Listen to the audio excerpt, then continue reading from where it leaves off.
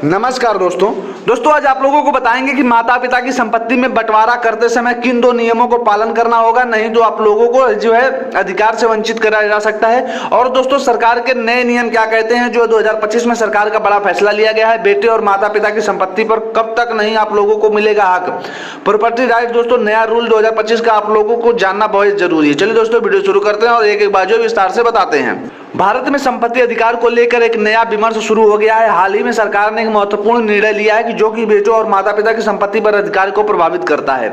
यह फैसला कई लोगों के लिए चौंकाने वाला हो सकता है, क्योंकि यह पारंपरिक विरासत के नियमों से अलग है। इस नए नियम के अनुसार बेटों को माता पिता की संपत्ति पर तब तक कोई अधिकार नहीं मिलेगा जब तक वे कुछ विशेष शर्तों को जो है पूरा नहीं करते। यह कदम समाज में बदलाव, पारिवारिक ढांचे और बुजुर्गों की देखभाल के मुद्दे को ध्यान में रखते हुए जो है सरकार द्वारा उठाया गया है।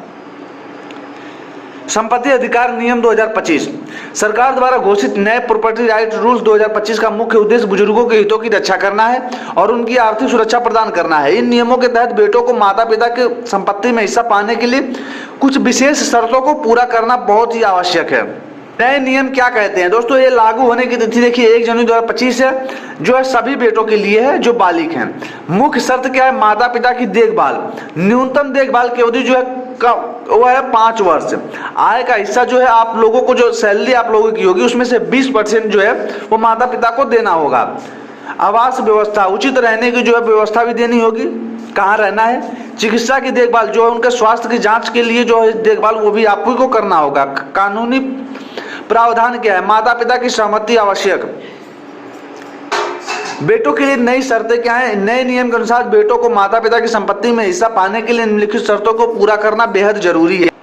माता पिता की देखभाल, बेटों को अपने माता पिता की उचित देखभाल करनी होगी। इसमें दैनिक जरूरतों को भी ध्यान में शामिल किया गया है। न्यूनतम देखभाल अवधि, बेटों को कम से कम 5 वर्षों तक लगातार माता पिता की देखभाल करनी होगी। आय का हिस्सा जो है बेटों को अपनी आय का कम से कम 20% का हिस्सा माता पिता के लिए समर्पित करना होगा। आवास व्यवस्था, माता पिता के लिए उचित रहने की व्यवस्था और सुनिश्चित करनी होगी। चिकित्सा की देखभाल, माता पिता की नियमित स्वास्थ्य जांच और आवश्यक चिकित्सा सुविधाएं जो है प्रदान करनी होंगी। नए नियम का उद्देश्य क्या है, इन नए नियम का प्राथमिकता उद्देश्य बुजुर्गों के कल्याण को सुनिश्चित करना है। सरकार का मानना है कि यह कदम निम्नलिखित लक्ष्य को प्राप्त करने में जो है मदद करेगा।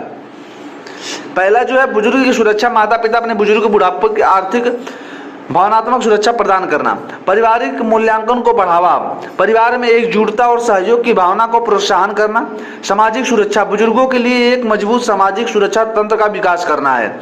आर्थिक न्याय, संपत्ति को न्यायोचित वितरण को सुनिश्चित करना।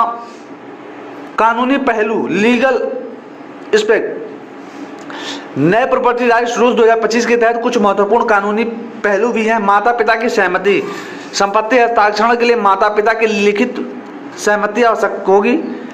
न्यायिक हस्तक्षेप, विवाद की स्थिति में न्यायालय हस्तक्षेप कर सकता है। दस्तावेज जो है माता पिता की देखभाल का जो है प्रमुख प्रस्तुत करना होगा। पंजीकरण, सभी हस्ताक्षरित को सरकारी रिजल्ट में दर्ज कराना होगा। समाज पर प्रभाव, इन नए नियमों के समाज पर क्या प्रभाव पड़ने की संभावना है। पारंपरिक संरचना में बदलाव, परिवारों में बुजुर्गों की स्थिति जो है मजबूत होगी। आर्थिक गतिशील युवा पीढ़ी आने वाले स्वयं को संसाधन में विकसित करने के लिए प्रोत्साहन किया जाएगा। सामाजिक मूल्यांकन में परिवर्तन, बुजुर्गों के प्रति सम्मान और देखभाल की बढ़ावा मिलेगा। कानूनी विवादों में वृद्धि, शुरुआती वर्षों में संपत्ति संबंधित विवादों में बढ़ोतरी जो है हो सकती है।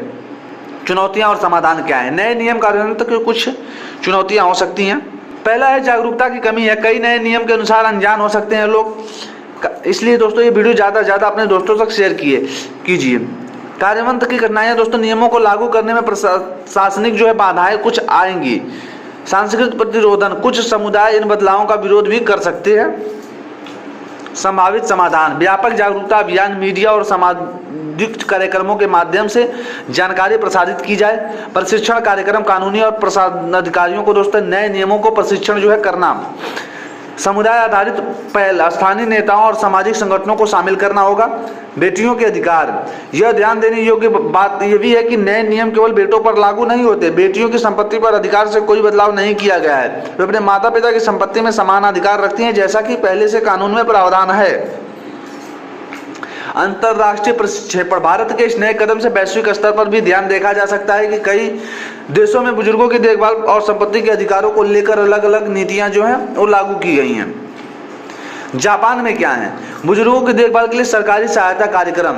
स्वीडन में है बुजुर्गों के लिए व्यापक सामाजिक सुरक्षा प्रणाली। अमेरिका में है बुजुर्गों के लिए मेडिकल और सोशल सिक्योरिटी जैसे कार्यक्रम। भारत यह नया नियम अंतर्राष्ट्रीय प्रथाओं से प्रेरित प्रतीक होता है, लेकिन इसमें भारतीय परिवार व्यवस्था की विशेषताओं को भी ध्यान में रखा गया है। आर्थिक प्रभाव। नए प्रॉपर्टी राइट 2025 का देश की आर्थिक व्यवस्था पर दोस्तों प्रभाव पड़ने की संभावना है। बचत में वृद्धि। लोग अपने बुढ़ापे के लिए अधिक बचत करने का प्रोत्साहन होंगे। निवेश पैटर्न में बदलाव। दीर्घकालीन निवेश योजनाओं में रुचि बढ़ सकती है। बीमा क्षेत्र का विकास। बुजुर्गों के लिए बीमा उत्पादनों की मांग बढ़ सकती है। रियल एस्टेट बाजार। संपत्ति खरीदार बिक्री के पैटर्न में बदलाव आ सकते हैं। सरकारी योजनाओं का समन्वय। नए नियम के मौजूदा सरकारी योजनाओं को साथ समन्वय किया जाएगा। प्रधानमंत्री वंदना योजना बुजुर्गों के लिए पेंशन योजना। आयुष्मान भारत स्वास्थ्य बीमा कार्यक्रम। इंदिरा गांधी राष्ट्रीय वृद्धावस्था पेंशन योजना गरीबों बुजुर्गों के लिए सहायता प्रदान करना।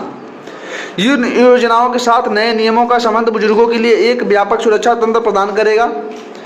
टेक्नोलॉजी का उपयोग। नए नियमों में कार्यान्वयन में टेक्नोलॉजी महत्वपूर्ण भूमिका निभाएगी। Digital registry. संपत्ति हस्ताक्षर और देखभाल के लिए रिकॉर्ड को डिजिटल रूप से संग्रहित किया जाएगा। Mobile app. बुजुर्गों की देखभाल निगरानी के लिए विशेष रूप से ऐप विकसित किए जाएंगे। टेलीमेडिसिन। दूर अवस्था क्षेत्रों में रहने वाले बुजुर्गों के लिए चिकित्सा सलाह दी जाएगी। AI आधारित समाधान। बुजुर्गों की जागरूकता का विश्लेषण का और प्रबंधन।